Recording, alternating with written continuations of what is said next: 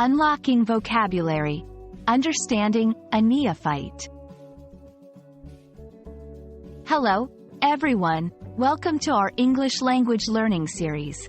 Today, we're going to delve into a term you might have come across in books, movies, or maybe in a casual conversation, a neophyte. Understanding such terms not only enriches your vocabulary but also sharpens your comprehension skills. So let's get started and unpack what this word really means and how you can use it. A neophyte is a word that comes from the Greek neophytos, which means newly planted. Today, we use it to describe someone who is new to a skill, activity, or belief. It's a noun that captures the essence of being a beginner or novice in any field. Whether it's a hobby, a profession, or a field of study, if someone is starting out, they're a neophyte. This word is handy when talking about experiences or discussing the process of learning.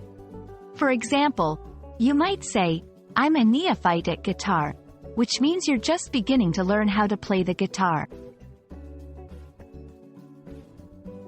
Now that we know what a neophyte is, let's see it in action.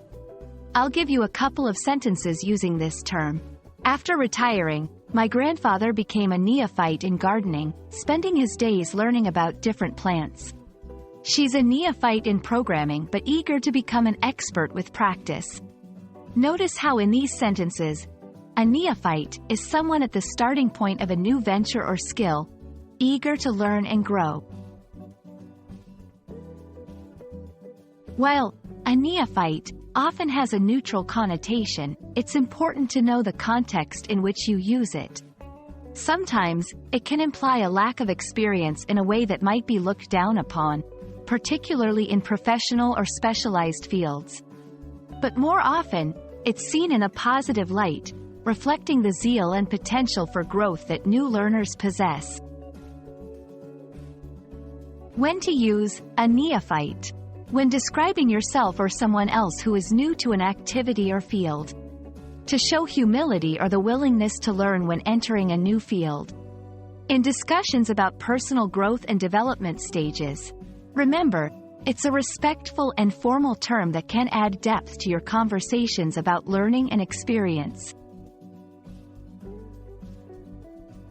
While both a neophyte and a novice refer to beginners, there's a subtle difference. A novice is often used for newbies, especially in religious orders or any field, while a neophyte can also imply recent conversion to a belief or engagement in a new activity. The choice between the two might depend on the level of formality or the specific context you're speaking about. Thank you for watching. I hope this video has helped clarify what a neophyte means and how you can use it in your everyday conversations. Remember, every expert was once a neophyte. Don't forget to practice using this new word in your sentences.